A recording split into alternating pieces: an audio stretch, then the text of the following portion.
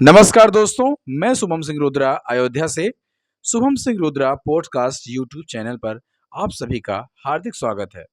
आज मैं आपके सामने वेद माता गायत्री की उत्पत्ति भाग 1 लेकर आया हूं, जिसे पंडित श्री राम शर्मा आचार्य जी ने गायत्री महाविज्ञान भाग 1 में लिखा है। तो शुरू करते हैं अब।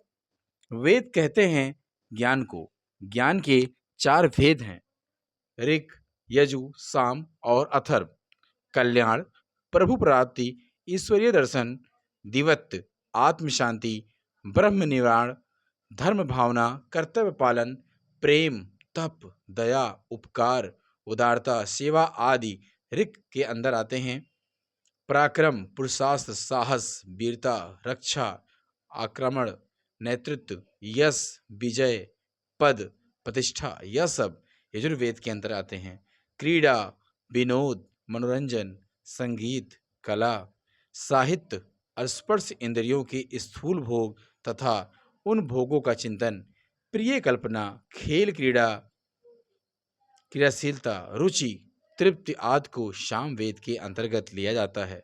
धन, वैभव, वस्तुओं का संग्रह, शास्त्र, औषधि, अन्न, वस्तु, धातु, गृह, वाहन आदि सुख साधनों की सामग्रियां अथर्ववेद के परिधि में आती हैं। किसी भी जीवित प्राणधारी को आप ले लीजिए, उसकी सूक्ष्म और स्थूल, बाहरी और भीतरी क्रियाओं और कल्पनाओं का गंभीर एवं वैज्ञानिक विश्लेषण कीजिए।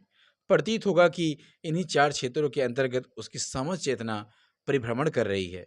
ऋक का मतलब होता है कल्याण, यजु का मतलब पौरुष, साम का मतलब क्रीड़ा, अथर्व का मतलब अर्थ। इन 4 दिशाओं के अतिरिक्त प्राणियों की ज्ञान धारा और किसी और प्रवाहित नहीं होती। ऋक को धर्म, यजु को मोक्ष, साम को काम, अथर्व को अर्थ भी कहा जाता है। यही 4 ब्रह्मा जी के मुख हैं। ब्रह्मा को चतुर्मुख इसलिए कहा गया है कि वे एक मुख होते हुए भी 4 प्रकार की ज्ञानधारा का निष्क्रमण करते हैं।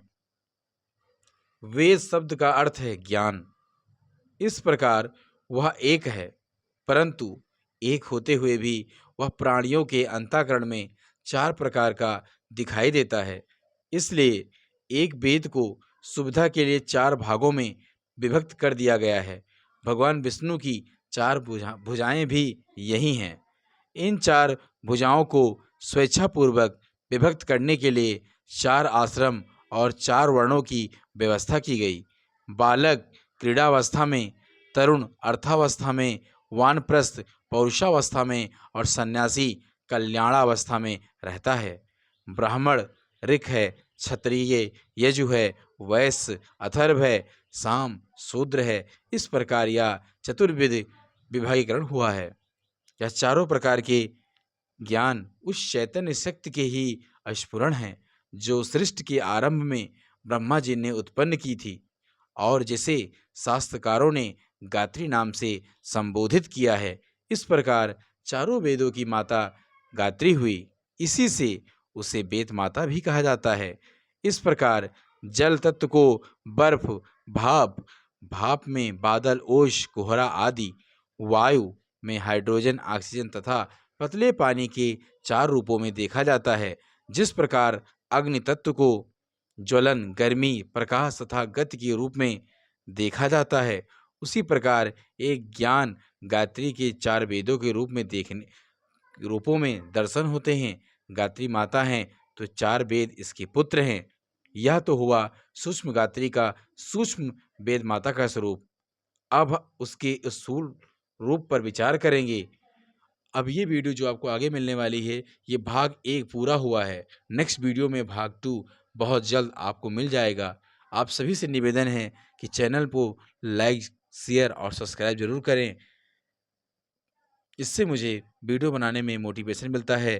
कृपया मेरी वीडियो को लाइक करें, शेयर करें, सब्सक्राइब करें। धन्यवाद। जय गुरुदेव, जय शांति कुंज, जय माँ गायत्री।